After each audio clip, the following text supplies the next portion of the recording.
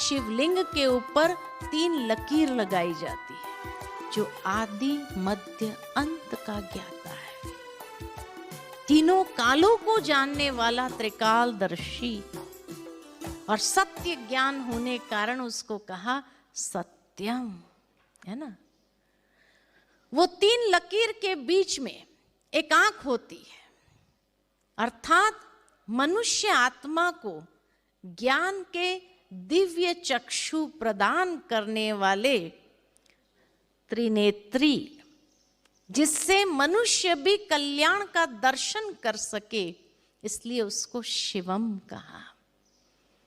और उसकी पूजा में 3 पत्र का बेल पत्र चढ़ाया जाता है, जो एक डंडी से जुड़ा होना चाहिए, अलग अलग पत्ते नहीं होना चाहिए, अर्थात जो ब्रह्मा विष्णु महेश के भी रचयिता है, और उसकी हर रचना अति सुंदर होने कारण उसको सुंदरम कहा। तो सत्यम शिवम सुंदरम, ब्रह्मा विष्णु महेश के भी रचयिता अर्थात त्रिमूर्ति, इसीलिए उसको कहते गॉड फादर, यानी the father of generator operator destroyer. ये 3 मूर्तियों का गायन भी इसीलिए हर धर्म में किया जाता है। हिंदू धर्म में जिसको ब्रह्मा विष्णु महेश कहा, इस्लाम धर्म में उसको जिब्राइल मिकाइल इसराफिल कहते हैं, क्रिश्चियन धर्म में 3 होली गोस्ट या 3 होली एंजल्स कहते हैं, और गुरु नानक देव ने कहा एक संसारी, एक भंडारी, एक लाए दीवान, है ना। हर धर्म में आपको ये 3 मूर्तियों का गायन जरूर मिलेगा। लेकिन यहाँ भारतवासियों के मन में एक सवाल जरूर आता है, क्या कि यहाँ जो ब्रह्मा दिखाया और भक्ति में जो हमने ब्रह्मा का चित्र देखा, इसको ब्रह्मा क्यों कहा जाता है? ब्रह्मा का जो चित्र भक्ति में हमने देखा कि ब्रह्मा एक ही देवता ऐसा है जिसको दाढ़ी मुछ और वृद्ध अवस्था है। बाकी देवताओं को दाढ़ी मुछ वृद्ध अवस्था नहीं होती है, मनुष्य को दाढ़ी मुछ वृद्ध अवस्था होती है, देवों को नहीं होती है। ब्रह्मा एक ही देवता ऐसा है। कमल आसनधारी दिखाया, कमल के ऊपर कोई बैठ सकता है, यह किसी बात का प्रतीक है, क्या कहेंगे? प्रतीक है। हाथ में सारे शास्त्र लिए हुए, ब्रह्मा को शास्त्र पढ़ने की क्या आवश्यकता थी? ये भी किसी बात का प्रतीक है।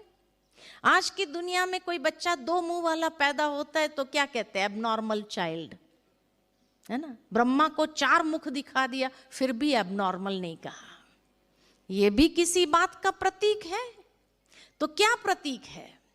तो कहा जाता है कि परमात्मा को जब नई सृष्टि, न्यू वर्ल्ड ऑर्डर क्रिएट करना था, तो संकल्प का बीज उत्पन्न हुआ, और वो बीज किस में रोपित किया? एक साधारण मनुष्य के मन के अंदर। रोपने वाला कौन था? पार ब्रह्म में रहने वाला परमेश्वर, इसलिए कहा ब्रह्मा।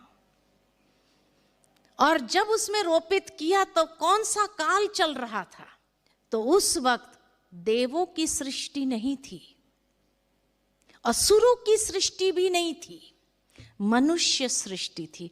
मनुष्य तन का प्रतीक कि उस समय जब घोर अधर्म का समय था, जब भगवान ने वायदा दिया मैं अवतरित होता हूं, वो समय, वो काल कौन सा था? तो मनुष्य सृष्टि थी, जब घोर अधर्म का समय था।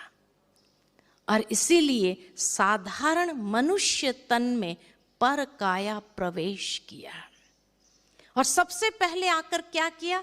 उसी के जीवन का शुद्धिकरण।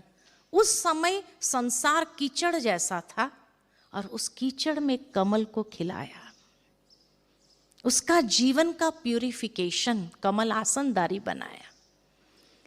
और फिर क्या किया? तो सभी शास्त्रों का निचोड़ सुनाया, the essence of all scriptures. किसको सुनाया? खाली हिंदू धर्म वालों को नहीं, सारे संसार की आत्माओं को, सारा संसार कैसे दिखाए? तो 4 दिशा में 4 मुख दिखाया कि वो ज्ञान जो प्रवाहित हुआ संसार की चारों दिशा में फैला। और फैला कैसे? सहस्त्र भुजाओं द्वारा। आज कोई हमारा मददगार होता है तो हम क्या कहते हैं? मेरा राइट हैंड लेफ्ट हैंड है, यही कहते हैं ना। तो भुजा मददगार की निशानी है।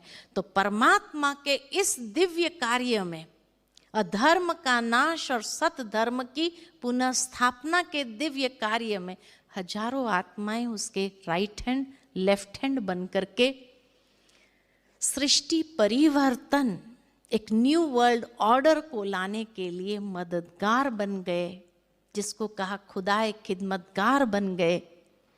तो ये कार्य इस वक्त परमात्मा का चल रहा है।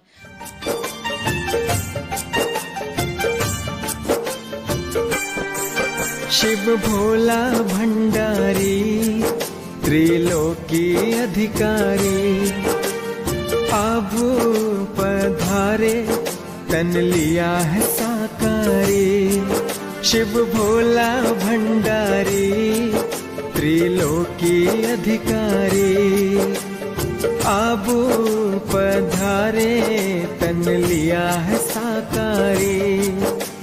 गीता ज्ञान गंगा से लाखों को तारा है, राजयोग से माना हमने शिव पिता हमारा है। शिव पिता हमारा है, ओ शिव पिता हमारा है। शिव भोला भंडारी त्रिलोकी अधिकारी।